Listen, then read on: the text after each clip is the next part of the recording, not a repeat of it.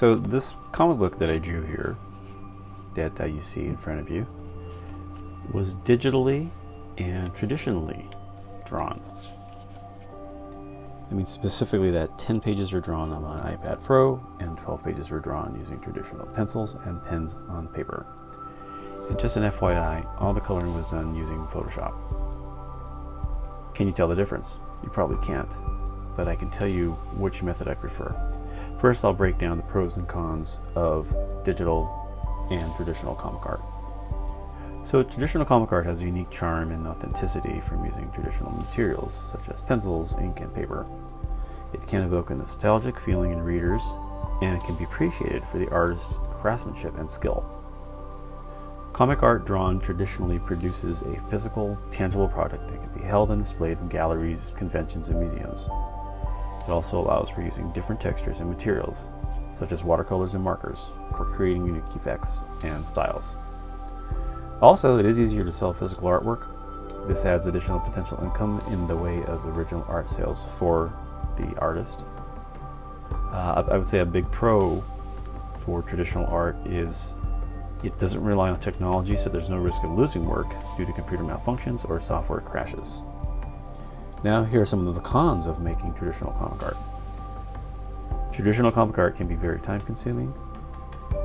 There are often multiple art tools to manage, such as pens, brushes, pencils, erasers, straight edges, known as rulers, and paper. A good drawing surface, a scanner, and adequate lighting are also needed. There are cleaning brushes and storing them. You get the picture. It can be difficult to make corrections once the ink has been applied to the paper. Traditional comic art has limited editing capabilities.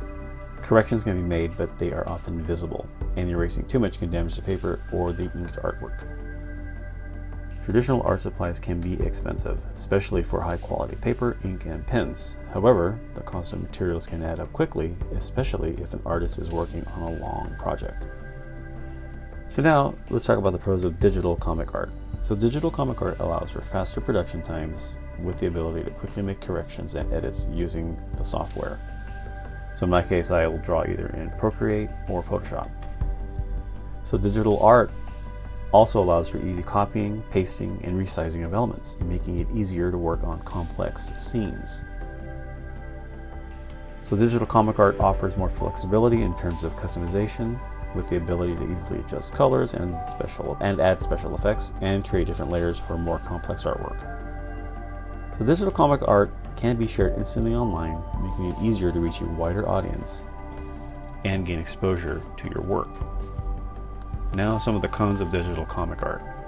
So digital comic art can lack the charm and authenticity of traditional art, as it often relies on digital tools to achieve particular effects, and it cannot be easy to distinguish between different artist styles. Working digitally comes with the risk of technical malfunctions, such as software crashes or hardware failure, which can result in the loss of work.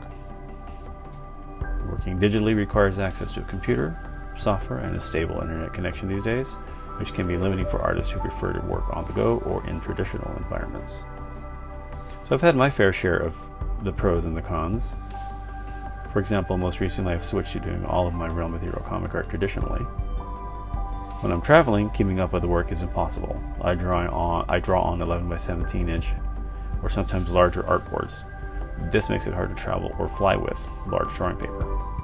Conversely, if I'm working digitally, I must constantly be aware of how much juice I have left on my iPad. At home, I use my iPad plugged into the electrical outlet. Overall, I would say I prefer making my comics traditionally.